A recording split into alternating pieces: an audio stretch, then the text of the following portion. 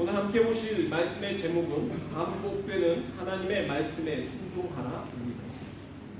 우리는 지난 2달 동안 예레미야서를 살펴보았습니다. 예레미야서는 요시야 왕의 아들 요아스, 그리고 요야kim, 그리고 요야kim, 그의 아들 요야kim, 그리고 시드기야까지 해서 남유다의 왕조가 이제 마감했습니다. 바벨론에 의해서 멸망하였죠. 그들이 포로로 끌려가게 되었고 남유다가 그렇게 BC 586년경에 마감하게 됩니다.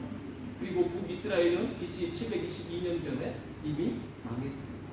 그러니 이제 우리가 열왕기 하로 오면서 다시 돌아가는 겁니다. 앞으로 언제로 돌아가냐면, 언제부터 그러면 이스라엘은 이처럼 범죄하여 하나님 앞에 그들이 강팍해졌고 하나님의 진노를 받는다. 그때로 돌아가게 되는 것입니다. 한참 가장 하나님을 떠나서 부패했을 때 그 시점으로 돌아가는 겁니다.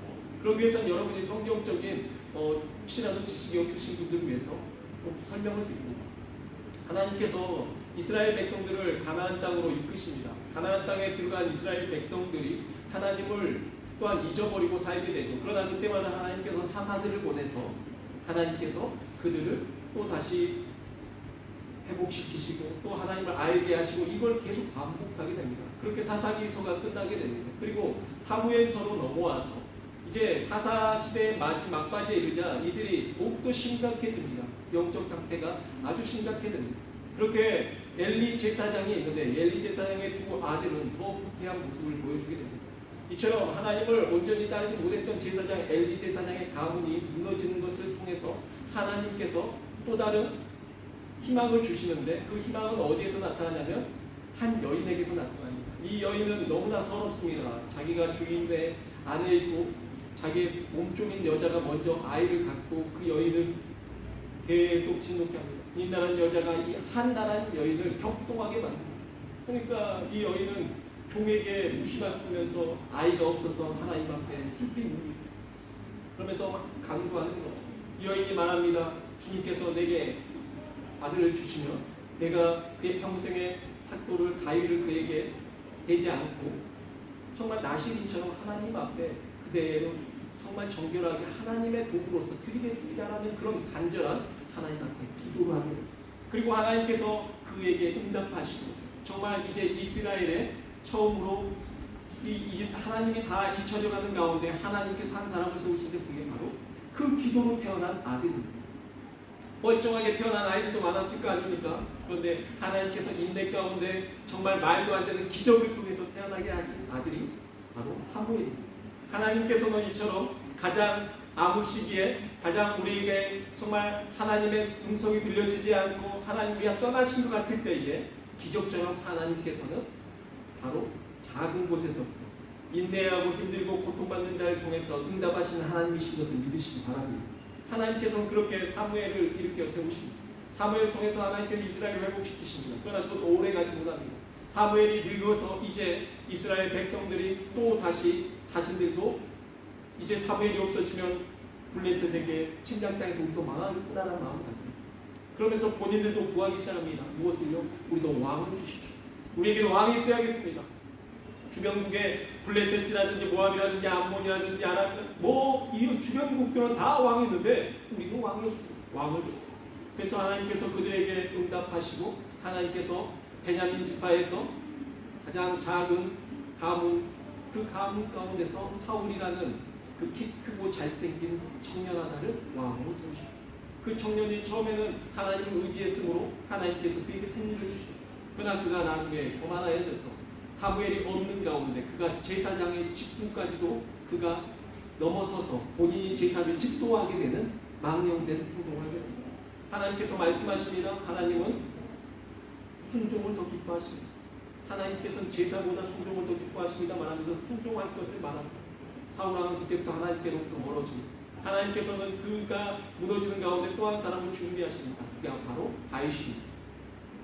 이세에게서 아들들이 7명이 있었지만 그 다른 7명은 다 하나님의 마음에 합당하지 않았습니다. 그러나 마지막 아들, 8번째 이 다윗이라는 이 막내 아들은 하나님께서 연약하고 어떻게 보면 그냥 오늘날만 꽃미남상에 힘도 별로 못 쓸 것 같은데 하나님이 그를 지켜 세우십니다. 그리고 그의 힘이 아니라 하나님의 능력으로 그가 하나님을 신뢰하기 때문에 하나님이 그의 믿음으로 누굴 치게 하십니까? 골리앗을 치게 하십니다.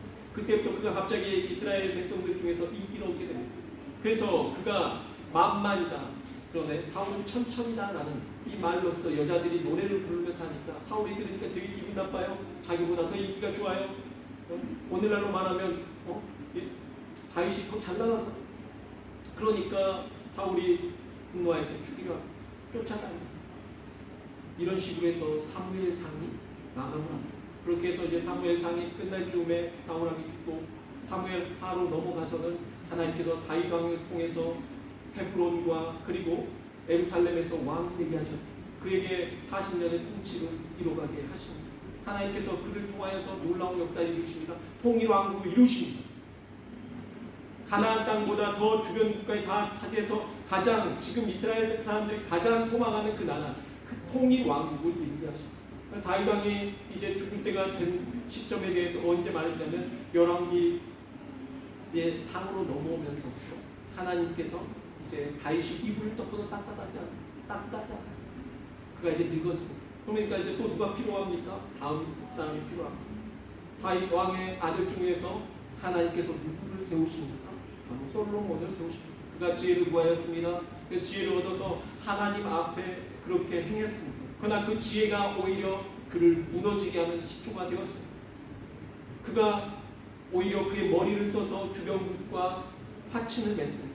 정략 결혼을 합니다. 정략 결혼하면서 이방의 여인들을 다 자기 아내로 삼죠. 그러면서 그 여인들이 가지고 들어온 게 무엇입니까? 바로 여러 우상들을 가지고 오게 됩니다. 그래서 이스라엘 땅이 우상으로 여러 우상들로 가득 차게 됩니다.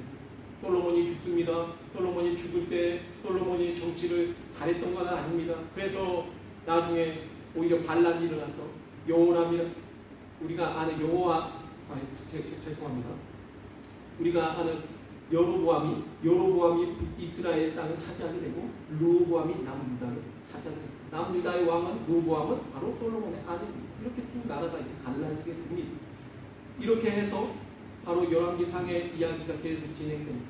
그러면서 열왕기상에서 어떤 왕들이 나오냐면 쭉 나오는데 남유다 왕은 여러분이 르호보암, 아비야, 아사 그리고 여호사밧까지 이렇게 진행되는 내용이 나오고요.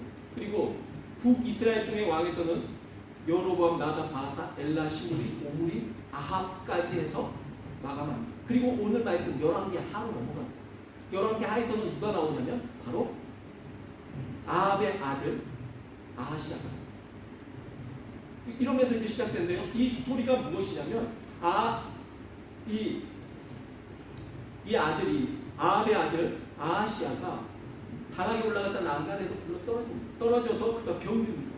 그러니까 오늘날에는 그냥 뭐 정형외과 가서 뼈도 맞추고 안에 머리 치료하면 되겠지만 안에서 아마 이제 부러졌거나 뭐 했으면 이제 골마서 염증이 나면 죽는 거죠. 그 당시에는 어떻게 할 방법이 없지 않습니다. 그런데 그가 뭐라고 하냐면 사람을 보냅니다. 왜요? 내가 살지 죽을지를 사람들 중에서 누구에게 물어보라고 하냐면 바알세불에게 물어보고 와라 하고 보냅니다. 바알세불은 여러분이 잘 알아야 될 게 우상 중에서 여러분이 바알은 무엇이고 바알세불은 무엇이고 바알세불은 무엇입니까? 바알이라는 신은 농경사회에서 농사를 잘 짓게 해주는 농사의 신. 뭐 우리가 말하는 그리스 로마 신화에서는 제우스의 아버지가 농사의 신이었다 뭐 이런 거. 어쨌든 사람들이 당시에는 농업을 가지고 살아가기 때문에 농사의 신이 중요했거든요. 그러니까 그들이 믿었던 이 바알 신은 온 모든 사람들이 섬겨야 될 전 세계의 큰 신이 바알이라고 생각한다면 바알세불이나 바알세불은 똑같은 용어입니다. 바알세불은 치료의 신 이런 뜻입니다. 그래서 상처와 아픔 뭐 이런 것들을 다치면 치료해 줍니다. 그러니까 우리가 오늘날도 가톨릭에 보면 어떤 성당은 이게 효염이 있고 여기는 저게 효염이 있고 막 그러지 않습니까? 그래서 우리가 뭐 산타 루치아 성당은 루치아가 뭐 눈 이렇게 해가지고 거기가 뭐 눈이 안 좋은 사람들 거기 가서 기도하면은 효염이 있다. 가톨릭 있잖아요. 그래서 여기 성인이 여기에 효염이 있는데 그 성당을 가야 되고 우리는 똑같습니다. 어딜 가나 똑같아. 그런데 그런 게 있어요. 마찬가지로 이제 바알세불은 치료의 신으로 알려져 있습니다. 그러니까 여호와스가 아하시아가 어떻게 합니까? 사람을 보내서 물어보는 겁니다. 뭐라고? 바알세불에게 내 병이 낫겠는지 물어보라고. 여러분 이게 말이 됩니까? 말이 안 되죠. 근데 왜 그러한 태도가 나올까요, 여러분? 이거는 어렸을 때부터 여러분 교육받았기 때문입니다. 아시아의 엄마가 누구일까요? 아빠가 누구입니까? 아합이고 엄마는 누구입니까? 이세벨입니다. 이스라엘의 역사 중에서 가장 강팍했던 왕 아합이라고 할 수도 있고 그의 어머니 가장 여성들 중에서 여러분 이세벨이라는 이 여성은 정말 성경에서 가장 강팍하고 완악한 여인을 뜻할 때 이 이세벨이 가장 중복적이었다. 근데 이 여자가 바로 누구의 엄마였어요? 이 아시아의 왕의 엄마였다는 거예요. 자, 그러면 이 엄마가 어렸을 때부터 뱃속에서부터 그리고 나서부터 그 아들에게 뭘 가르쳤을까요? 바로 아플 때마다 우리 어렸을 때 할머니들이 배 아프면 배를 이렇게 내 손은 약손이다 했던 거죠. 그 엄마는 바알세불에게 계속 기도했겠죠. 그럼 아이들은 그걸 보고 자랐을 것이죠. 그러니 그 아이가 온전히 자랄 수가 없는 거죠. 여러분 그거 잘하십니까? 아버지의 영향력도 크지만 엄마들의 신앙적인 영향력은 자녀에게 그냥 바로 다이렉트로 여러분 그런 영향을 끼칩니다.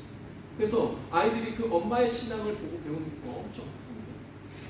그래도 한국 사회가 감사한 것은 그래도 여성분들이 그렇게 기도를 많이 했어요. 감사합니다. 그때는 여러분 별거 아닌 것 같지만 자녀들이 나중에 사회 떠나서 교회도 안 다니고 하나님 떠나 살면서 보니까 그때 누군가 나를 위해서 그 기도해줬고 어머니가 나를 위해서 그 기도해줬던 그게 무시무다할 거잖아요. 여러분 되게 큽니다. 여러분 보고 배우는 거 이거 자연스럽게 습관처럼 내 몸에 스며든 신앙은 여러분 엄청나게 큰 겁니다. 그래서 여러분 이것을 우리가 놓치면 안 되는데 오늘날에 큰일이 기독교인들이 이걸 놓쳐가고 있어요. 그래서 오늘날의 아이들이 어렸을 때부터 하나님의 말씀으로 자라야 되는데 그러지 못해서 너무 안타깝다는 거예요. 아이들이 무엇인가를 물어보면은 정말 취미생활처럼 타로점을 보거나 연인들 간에 제가 계속 이걸 반복하는데 우리나라가 정말 무당 나라가 되었다 할 정도로 그렇게 되어가고 있다. 샤머니즘에 빠져가고 있다는 거. 이런 문제가 많이 있다라는 것입니다. 어찌됐든 우리가 이렇게 자녀들을 기도로 길러야 되는 것, 하나님의 말씀을 길러야 되는데 그러지 못했습니다. 이세벨이라는 이 여인은 자녀들을 완전히 우상으로 인하여서 키운 거죠. 그러니까 이 아시아가 아는 거라고 그거밖에 없는 겁니다. 그래서 사람을 보내서 자신이 죽을지 살지 이 병이 나을지 물어보라고 보냅니다. 근데 가는 길에 그 보내준 사람들이 엘리야를 만나게 됩니다. 엘리야가 말합니다. 이스라엘에 신이 없어서 너희가 바알세불에게 물어보러 가는 거예요. 엄청나게 여러분 하나님 입장에서 자존심상합니다. 이스라엘의 하나님 가나안 땅을 주시고 그들에게 항상 좋은 것을 채우시고 만나 맥주라기로 구름과 권기둥과 불기둥으로 늘 인도하여 주시고 동행해 주셨던 그 하나님을 잊어버리고 이들이 바알세불을 찾는 이 참혹한 현실 속에서 하나님은 더 상처를 받으셨습니다. 그래서 말씀하십니다. 너희가 그 바알세불에게 물으러 가면 네가 그 침상에서 내려오지 못하고 죽을 것이다. 사람들이 와서 왕에게 보고합니다. 이런 일이 있어서 이 사람이 이렇게 말하더이다. 그 사람이 어떻게 생겼냐? 라고 말하니까 그 사람이 약대 털옷을 입고 뭐 이렇게 해서 행색이 좀 초라하고 그 사람 디셉 사람 엘리야네 라고 말합니다. 자, 어떻게 알았을까요? 어떻게 알았을까요? 여러분 이 사람을 봤으니까 아는 겁니다. 안 봤으면 몰라요. 본 거예요. 언제 봤을까요, 여러분? 만났다는 겁니다. 언제 만났을까요? 아합이 왕이 되고 난 다음에 22년 동안 통치를 합니다.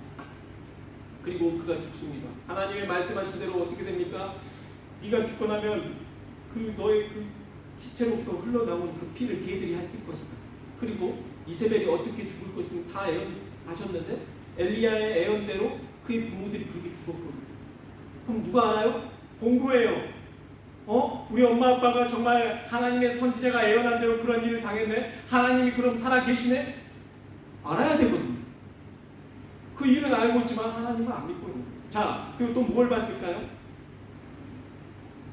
바로 이 사람이 어렸을 때에, 그러니까 아버지 아합 때에 어떤 일이 있었습니까? 그 어떠한 왕들보다도 가장 훌륭했던 선지자가 있었어요. 그 선지자가 바로 엘리야입니다. 어떠한 능력이 있습니까? 3년 6개월 동안 비가 내리지 않은 땅에 그가 기도했더니 하늘에서 하나님 비를 내려주는 것을 아합이 봤습니다.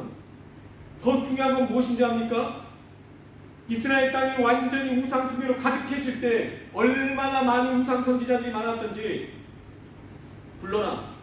정말 너희의 신이 있는지, 바알이 이기는지, 아세라가 이기는지, 아니면 정말 너희가 무시하고 너희가 믿지 못하는 그 하나님이 정말 살아계신지 한번 대결해보자 해서 갈매산 부릅니다. 여러분, 오늘날이면 엄청난 큰 이슈입니다. 지금 뭐 여러 방송국에 다 와서 다 몰려서 찍는 거예요. 여러 종교들 다 모이십시오. 어떤 신이 진짜 신인지 한번 봅시다. 여러분, 안 모일 사람 뭐 있어요? 엄청난 이슈죠. 다 모여들었을 겁니다. 야, 정말 볼거리가 바알 선지자 450명과 아세라 선지자 400명, 850명과 세상에 한 사람이 붙은데 정말 어떤 신이 진짜 신인지 한번 보자. 그러나 사람들 마음에 그랬을 겁니다. 850명의 선지자가 더 강력할 것이고 그들의 신이 살아있는 신이라고 믿었을 겁니다. 그리고 이 디셋 사람 엘리야 한 사람이 믿는 이 하나님은 별거 아니라고 생각했습니다. 그런데 어떻게 됐습니까? 850명이 아침부터 저녁까지 막 춤추면서 막 신에게 응답해 주실 것을 요구합니다. 그러나 아무런 응답이 없습니다. 그들이 자신의 몸을 막 쳐가면서 피를 흘리면서 자신의 신을 부릅니다. 엘리야가 말합니다. 더 크게 불러라. 너희의 신이 자고 있는지 아니면 어디 갔는지 모르니까 더 크게 해라. 너희 신을 불러내라. 안 됩니다. 안 옵니다. 엘리야가 말합니다. 다시 이 주변의 땅을 더 깊이 파고 거기에 물을 큰 통으로 12통을 더 붓게 물이 철철 넘칩니다. 제단에서부터 물이 철철 넘칩니다. 오랫동안 기도하지 않았습니다. 엘리야가 이스라엘 하나님을 불렀고 하나님께서 응답을 요구했을 때 하나님께서 불로 바로 그 제단을 다 제단에 있는 재물뿐만 아니라 제단 밑에 있는 그 물까지 다 핥아버릴 정도로 하나님께 강력하게 역사하셨어요. 그걸 누가 봤어요? 온 국민이 다 봤습니다. 누가 봤어요? 아시아도 봤을 겁니다. 안 볼 수가 없다니까. 여러분, 이런 것들을 그 당시에 안 볼 수가 없어요. 봤다는 거예요. 본 거예요. 알아요. 그러니까 디셋 사람 엘리야가 그러면 뭐가 돼요? 하나님을 아는 겁니다. 그가 그러면 어떻게 해야 될까요? 여러분, 어떻게 해야 돼요? 내가 병들었어요. 디셋 사람 엘리야가 나 죽는데요. 하나님께서, 이스라엘 하나님께서 내가 바알세불에게 물으러 간 것을 하나님이 기분 나빠하셨어요. 그리고 하나님께서 죽을 거래요. 그러면 어떻게 해야 됩니까? 여러분, 어떻게 할까? 우리 같으면 내가 갈 것 같아요. 왕이잖아요. 내가 아파 못 갈 것 같으면 어떻게 해야 되죠? 가마를 타고 가든가 아니 들것을 통해서 사람들을 통해서 들려서 가면 됩니다. 다행히도 엘리야가 어디 있는지 압니다. 엘리야가 항상 있는 곳에 있습니다. 어디입니까? 갈멜산 꼭대기에서 하나님 앞에 기도합니다. 그러니까 잘 알아요. 그런데 이 왕은 어떻게 하냐면 사람들을 보냅니다. 59장 1명과 50명의 사람들을 보냅니다. 그 사람들이 바로 군사입니다. 여러분, 만일 정말 자신의 병이 낫기를 원한다면 어떻게 해야 되냐면요, 이방의 장수가 있었습니다. 그는 몸에 나병으로 온전히 그가 다 피부병으로 인하여서 사람들에게 저주받은, 신에게 저주받은 그 질병으로 인하여서 고통받던 사람이었어요. 그러나 이스라엘에 신이 있다는 걸 들었어요. 그 하나님은 기도하면 낫는데요. 그래서 왔습니다. 그리고 그 엘리야의 말대로 가서 물속에 들어왔다 나왔다 7번 씻었더니 치유되었습니다. 그가 누구입니까? 나아만 장군. 하나님을 모르는 이방 사람이었어요. 그럼에도 불구하고 하나님의 말씀을 의지하여 그가 치유되었습니다.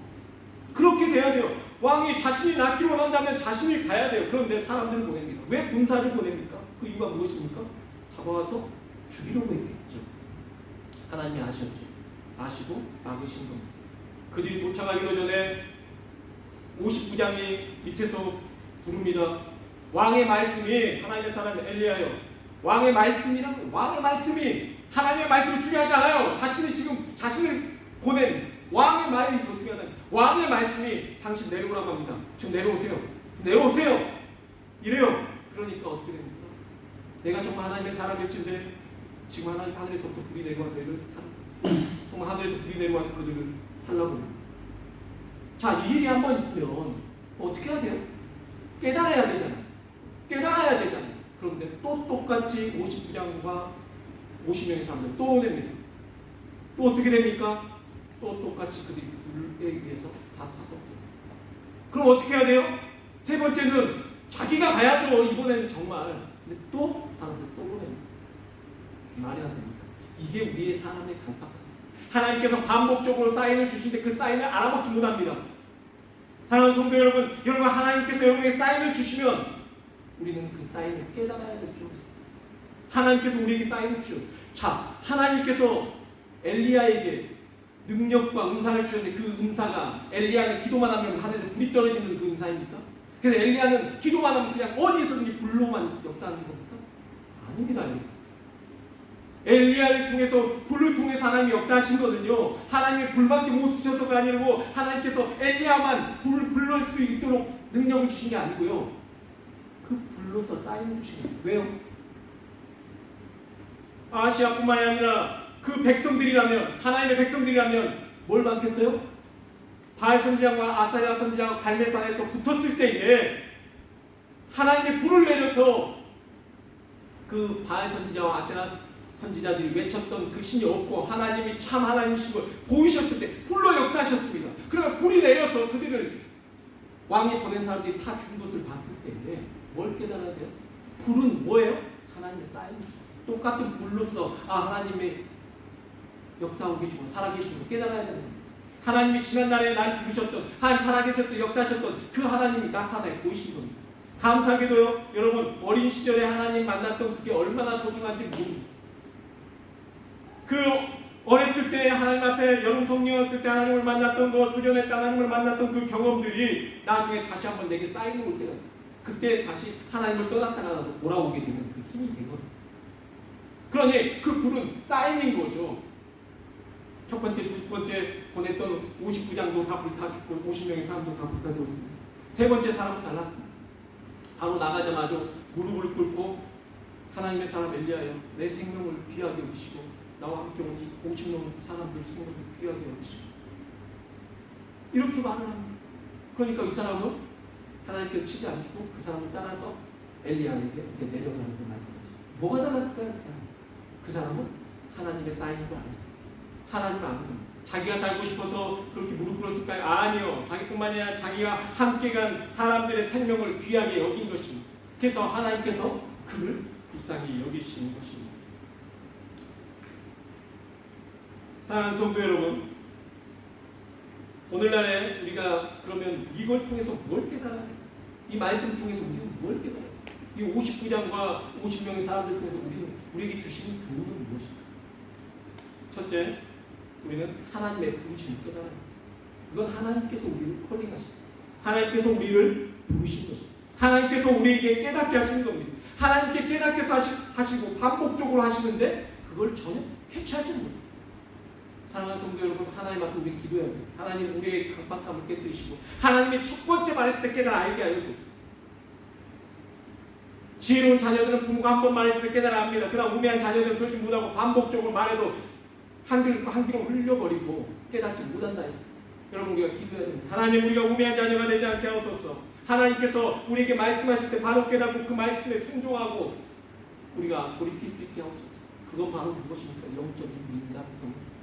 여러분 이렇게 더운 날씨에 더욱더 영적으로 민감함이 사라지게 됩니다. 사랑하는 성도 여러분, 여러분이 영적으로 민감해져 있기를 소망합니다. 깨어있기를 소망합니다. 하나님께서 여러분에게 이렇게 세우시고 이 더운 날 여름에 갑자기 일찍 일어나면 나 이게 갑자기 잠 일찍 깼지? 기도 안 하고 있을 줄 알았을 때 하나님의 사인이 있을 수가 없습니다. 왜 갑자기 이런 게 있지? 하나님의 그 사인을 깨달아 아시기를 바랍니다. 갑자기 어느 날 여러분 그런 거 경험하셨습니까? 내가 잊고 살았던 사람들이 갑자기 떠오를 때가 있어요. 그죠? 지내다가 갑자기 한 20년 동안 안 만나고 살았던 사람이 갑자기 떠오를 때가 있어요. 그럴 땐 여러분 그 사람을 위해서 기도하라는 중이죠. 그리고 한번 번호 찾아서 전화해보세요. 정말로 하나님께서 신기하게도 그 사람을 떠오르게 해서 전화했을 때 어떻게 알고 전화했냐 이런 말을 듣고 하나님이 이걸 떠오르게 하십니다. 근데 우리가 그걸 묵인하잖아요. 그러면 우리가 또 하나님에게서부터 더 영적으로 더 민감함이 사라지고 우리의 침례가 강팍해지게 된다. 두 번째는 하나님의 말씀 앞에서 우리는 엎드려야 합니다. 59장에 정말 가서 이 엘리야 앞에 무릎 꿇은 것이 아닙니다. 바로 그가 믿는 하나님 앞에 무릎 꿇은 것입니다. 사랑하는 성도 여러분, 하나님을 경외하는 자, 경외한다는 것, 두려워하는 것만이 아닙니다. 하나님을 높이는 것입니다. 내 자신을 낮추고 하나님을 높이는 것입니다. 이 59장에 자신을 꺾고 나의 생각을 꺾어버리고 오직 하나님을 높이는 것입니다. 하나님을 인정하는 것입니다. 이게 바로 경외하는 것입니다. 사랑하는 성도 여러분, 여러분의 생각을 내려놓으시고 하나님을 높이셔야 될 줄로 믿습니다. 하나님의 오르심을 인정해야 될 줄로 믿습니다. 세 번째는 불의 현상이 아닌 하나님의 말씀에 순종해야 됩니다. 오늘날에 우리는 기도합니다. 불을 내려주소서, 불을 주셔서 불. 네. 그래서 이상한 사람들은 막 불. 예수님 이름도 없습니다. 성령의 이름도 없습니다. 그냥 파이어, 불렀어. 불을 너무 좋아해요. 이렇게 더운데 불을 너무 좋아해요. 여러분, 현상이 중요한 게 아닙니다. 하나님 말씀에 순종하는 게 중요합니다. 예수님께서 잡히시기 전날 밤 기도하십니다. 그러다가 사람들이 이제 망치와 이런 걸 들고 예수님을 잡으러 옵니다. 그리고 베드로가 흥분해서 말구란 사람의 그 칼을 뺏어서 귀를 잘라버립니다. 예수님께서 칼 쓰는 사람마다 칼로 망한다 라고 말씀하시면서 예수님 뭐라고 말씀하시기도 하십니다. 너는 내가 내 아버지께 구하여 지금 12군단 더 되는 천사를 내가 부르지 못할 줄 아느냐. 무슨 말입니까? 예수님께서 기도만 하시면 지금도 천사들을 한 군단을 말할 때요 엄청난 숫자입니다. 그 12군단을 하나 예수님께서 부르신다니. 갈멜산에 불 떨치는 엘리야가 중요한 게 아니라 예수님은 직접 천사들을 오라가라하실 수 있고 부르실 수 있는 예수님 하나님이시라는 겁니다. 그럼에도 불구하고 예수님께서 그렇게 하지 않으신 이유가 무엇입니까? 능력이 없어서가 아닙니다. 예수님이 불보다 더 강력한 것이 무엇인지 아셨기 때문에. 여러분, 불보다 더 강력한 게 무엇입니까? 그건 바로 순종입니다. 여러분이 하나님에게 불의 능력을 주셨다. 불같은 성령의 역사심을 주셨다. 여러분, 그게 중요한 것이 아닙니다. 순종이 더 강력합니다. 순종이 제사보다 낫고 듣는 것이 수양의 기름보다 낫다고 말씀하시면서 순종이 더 중요하다는 것입니다. 그건 엘리야가 알았습니다. 하나님 앞에 기도하면 불이 떨어지고 비가 내리는 그런 능력의 사람도 뭘 알았어요? 하나님 말씀에 순종하는 것이 크다는 줄 알았어요. 그래서 그는 하나님 말씀에 순종하려고 했었습니다. 그런데 오늘날 크리스천들은 막 어떤 능력이나 현상에 빠지려는 게 많아요. 그래서 기도해 주십시오.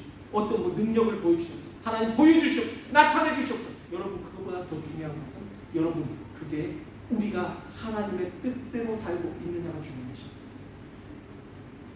무조건 여러분 막 불로 역사해 줘. 내가 기도한 거 다 들어주시옵소서. 이게 중요한 게 아니에요. 중요한 건 여러분 하나님 앞에 순종하는 것입니다. 여러분이 무조건 하나님, 내 자녀는 의대를 보내주시고 내 아들 뭐 해주시고 나는 사회에 어떻게 해주시고, 여러분 이게 중요한 게 아니에요. 여러분, 더 강력한 힘과 능력은 하나님의 말씀에 순종하는 것입니다. 하나님의 뜻대로 가는 것입니다. 그 순간에는 이 결정이 틀린 것 같이 보이지만 여러분이 하나님의 말씀대로 순종하면 그 결정은 틀린 것이 아니라 하나님께서 여러분에게 더 좋은 것을 주시기 위한 기름을 여러분이 깨닫게 될 것입니다. 그러니 여러분, 불을 요구하지 마십시오. 현상을 요구하지 마십시오. 하나님의 말씀에 순종하시기. 오늘 말씀을 정리합니다. 반복되는 하나님의 말씀에 순종하시기 바랍니다. 하나님의 말씀이 반복적으로 주어집니다. 성경의 구약 성경이 지루하지만 또 똑같은 말 또 합니다. 반복적으로 들려집니다. 왜 중요합니까? 왜 반복적으로 말하십니까? 깨닫지 못하기 때문에. 왜 반복적으로 사람을 또 보냅니까? 왜 또 보냅니까? 하나님께서 불러서 그렇게 깨닫게 해도 왜 계속 보냈던? 깨닫지 못하기 때문에. 하나님은 또 똑같이 역사하시고 또 역사하시고 나타내 보여주시고. 사랑하는 성도 여러분, 하나님께서 여러분에게 말씀하신 그 말씀 앞에, 하나님께서 여러분을 부르신 그 부르심 앞에 인간하게 반응하시기 소망합니다. 그래서 하나님께서 왜 내게 이렇게 하시고, 그리고 그 말씀에 순종하시는 주의 사랑하는 백성이 되시기를 소망합니다. 기도하겠습니다.